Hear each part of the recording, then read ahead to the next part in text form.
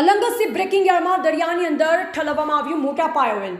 અલંગસી breaking yard નદી કિનારા ઉપર શિપમાંથી નીકળતું ઓઇલ જે માર્કેટમાં ચાલતું ન હોય તે ઓઇલ મોટા પાયે નદીમાં ઠાલવવામાં આવેલ અને આ બધું ઓઇલ પાણી દ્વારા દરિયાની અંદર ગયેલ, જે કારણે દરિયાના જીવજંતુ મૃત્યુ પામી રહ્યા છે. તેમજ મચ્છીમારો દ્વારા જે દરિયા કિનારો જાળ બાંધવામાં આવી હતી તેમાં પણ ઓઇલ ભરાઈ જવાના કારણે હજારો મચ્છીઓ મૃત્યુ પામી છે. અગાઉ પણ અનેકો વખત દરિયામાં આવી રીતે ઓઇલ નાખવામાં આવી રહ્યું હતું. ગુજરાત પ્રદૂષણ બોર્ડને અમારી રજૂઆતની કોઈ અસર થતી નથી. અલંગમાં મોટા પાયે તમામ પ્રવૃત્તિઓ ભ્રષ્ટાચાર દ્વારા થઈ રહી છે અને આવી અનેક પ્રવૃત્તિઓમાં અધિકારીઓ આંખ આડા કાન કરી રહ્યા છે. રજાનો લાભ લઈ અને આવું થઈ રહ્યું છે. આપણા દેશના વડાપ્રધાન અને મુખ્યમંત્રી શ્રી પર્યાવરણ માટે જાગૃતિના સંદેશા ફેલાઈ રહ્યા છે.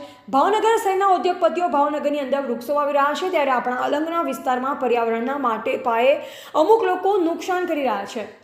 અગાઉની રજૂઆત અને આજના તમામ વિગત સાથે પીએમઓ ઓફિસ અને સીએમઓ ઓફિસમાં ઓનલાઈન ફરિયાદ કરવામાં આવી છે. અમારા આ તમામ પ્રશ્નોને વાચા આપવા માટે હાલમાં કમલેશ પક્ષ દ્વારા ચાલી રહેલ ન્યાય યાત્રા પૂર્ણ થઈ જાય ત્યાર પછી વડગામ ધારાસભ્ય જિગ્નેશભાઈ મેવાણી અલંગની મુલાકાતે આવી રહ્યા છે. વહેલામાં વહેલી તકે તેઓ મુલાકાત આવે તે માટે અમારા દ્વારા ટેલિફોનિક વાતચીત ચાલુ છે.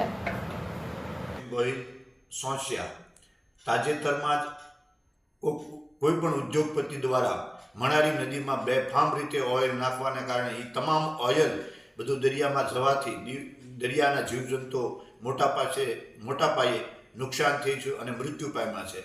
આ અગાઉ પણ અવારનવાર અમે આ રજૂઆતો કરવા છતાં ગુજરાત પ્રદૂષણ બોર્ડને આની કોઈ અસર નથી. અલંગનો વિકાસ થવો જ જોઈએ. અલંગ ઉદ્યોગ સારી રીતે વિકાસ થાય એમાં અમારો સંપૂર્ણ સહયોગ છે, પણ અમારા વિસ્તારનું પર્યાવરણ બગાડી, આરોગ્ય બગાડી અને આ ઉદ્યોગનો વિકાસ ન થઈ શકે. ગુજરાતના મુખ્યમંત્રી અને આપણા દેશના વડાપ્રધાન જ્યારે પર્યાવરણ બાબતે જાગૃત હોય તો આપણે પણ આપણા વિસ્તારની જાગૃતિ માટે આ બધું કાર્ય કરવું જોઈએ.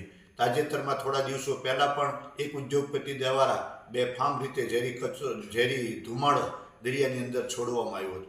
ગુજરાત પ્રદૂષણ બોર્ડને મારી વિનંતી છે કે આવા સામે નોટિસ આપી અને ખાલી વાતો ન કરો, કડકમાં કડક કાર્યવાહી કરો.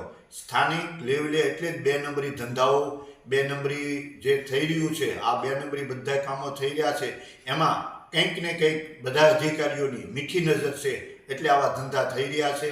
એટલે તમામ અધિકારીઓ જે તે કંઈ લાગુ પડતા હોય એ તમામ અધિકારીઓને પણ મારી વિનંતી છે કે કોઈ પણ આવું કાર્ય કરે તેની સામે કડકમાં કડક કાર્ય કરવા અમારી માંગ છે. જય હિન્દ.